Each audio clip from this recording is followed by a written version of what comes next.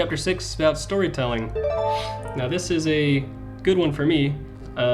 You can tell stories by words, and you can also tell stories visually. Now, to really make a good comic book, you have to be good at visual storytelling.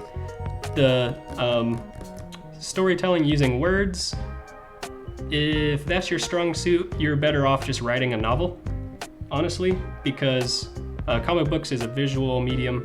And so here's an example of visual storytelling. So you see this guy, he's looking, and you know, he's got a beard, he's older, you know, little raggedy looking like clothes, looks like maybe he's a survivor, because if you look over here, you know, there's some wreckage of like a bridge that's collapsed, and the cars have just been abandoned and left here, and it's you can tell that this has not been a recent event, that this has been a very long time, because there's trees that have been growing and vines are taking over the bridge, and you know, even the city in the background you can see is like just the jungle is taking over it. So just from this one picture, I already know a lot about what's going on.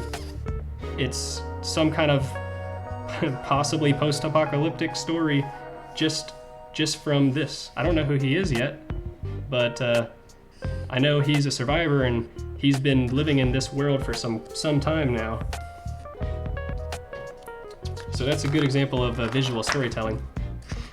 So it goes into panels and pictures, you know, panels, pictures and panels, flow of action, how, like, you know, you start out with one thing, establishing shot usually establishes what's going on, where, who, what, where, when, and why, kinda. So, you know, we're obviously at a funeral, a superhero funeral, and you know, it starts out there, then it goes in order of chain of events, I suppose. Understanding your characters, composition. This is a cool one.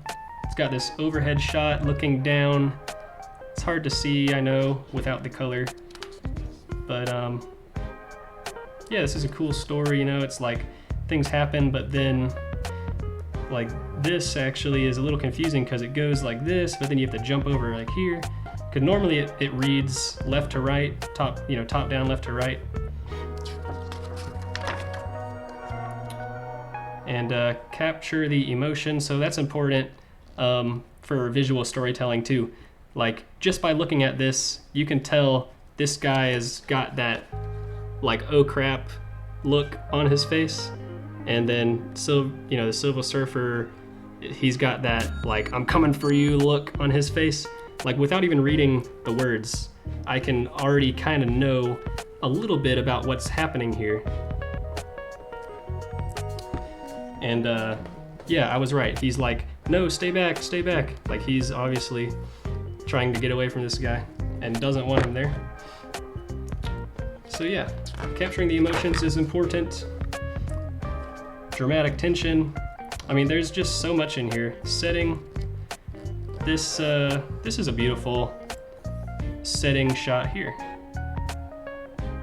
Not sure what the is about, but I guess I would have to read the story to know, but beautiful picture.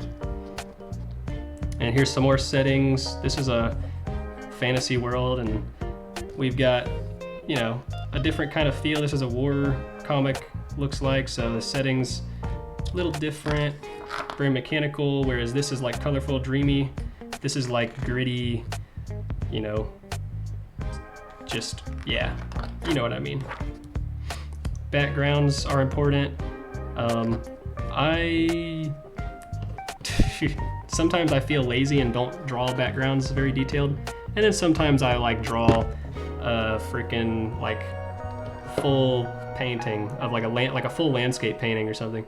But this is a good example of a well drawn background. I mean, it almost looks like this is a real place where I could go and this would actually be there. So the story, this is like immersive. It helps make the story feel real. Light and shadows, that's that's actually a big one that I need to work on with my own story that I've been drawing. But lighting is cool. Kind of helps set the mood and things. Negative space. Yep, negative space is good.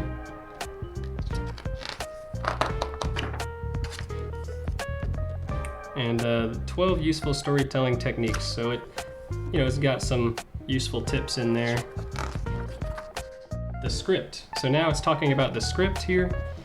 So far we've spoken about different sorts of scripts that you might be given to work from and the various ways you can interpret them. But what does a Verschlungener comic script actually look like?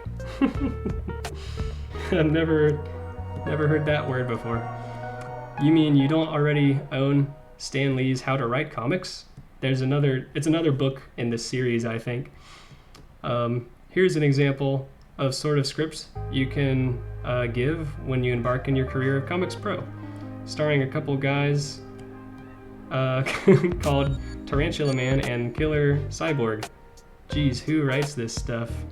Ha ha ha. So let's see. Looks like the script is over here. So this is interesting actually. So here you can see over here in this corner is the script.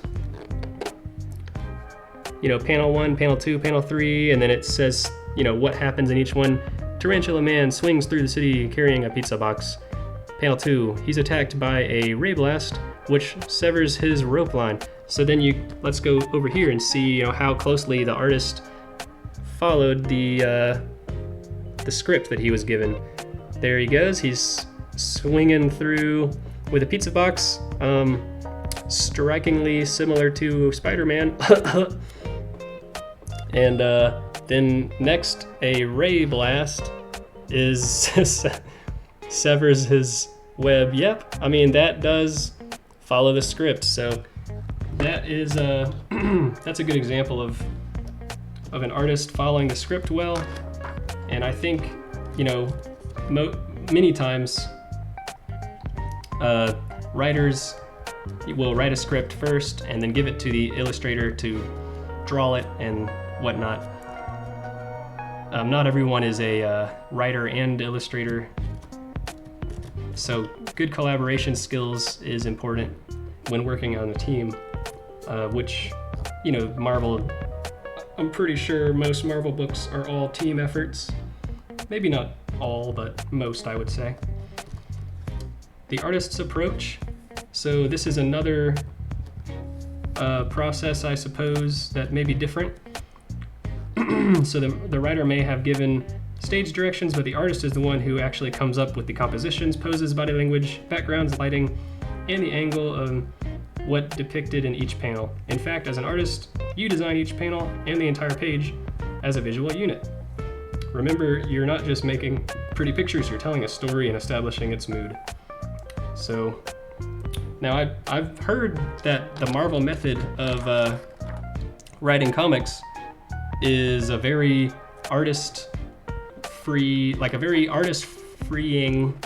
artist-focused, artist-driven way of storytelling, where I've heard that Stan Lee would kind of give an outline and a general, here's what happens of the story to the artists, and then the artists would just kind of fill in the rest on their own, which is really cool, actually. I think it gives a lot of creative freedom and excitement to the artists, whereas if you were simply just like, okay, so what does the script say? It says make sure he's swinging and carrying a pizza, and that could get I suppose boring if you're just literally following directions. But if you have the creative freedom to do whatever you want and try things and kind of follow your own vision, I think that's what makes it really exciting.